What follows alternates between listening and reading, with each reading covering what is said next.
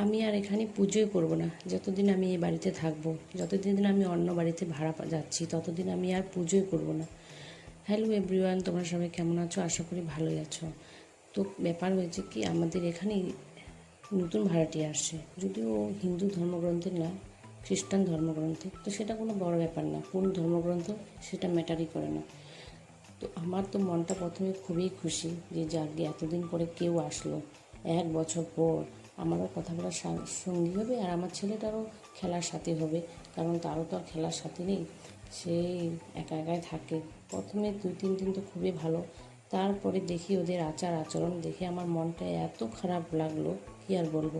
ওদের ঘরের নোংরাগুলো ঝাড় দিয়ে ফেলে তুলসী গাছের ওখানে। তো দেখি 2-3 দিনের মধ্যে তুলসী গাছটা কেমন ঝিমিয়ে গেছে, মানে মরে যাবে, সে বাঁচবে না।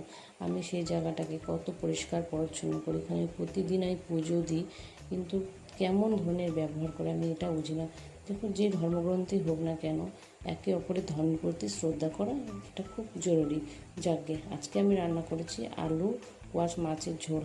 এবার থেকে আমি মাটির উনুনে রান্না করবো, কারণ আমার গ্যাস বুকিং হয়নি। 1 মাস পর গ্যাস পাবো, তাই এখন আমার এই উনুনে ভরসা, কারণ ছেলেকে তো খাওয়াতে হবে। আর এত গরম আর রৌদ্র, আর এই মাটির উনুনে কষ্ট তো হয়, কিন্তু হ্যাঁ, একটা জিনিসও খুব ভালো, মাটির উনুনের স্বাদেই আলাদা। এত টেস্টি হয়, আপনারাও দেখবেন, খুব টেস্টি হয়। এত ভালো লাগে না, মানে ওটা খাইয়ে মনটা মানে তৃপ্তি হয়ে যায়।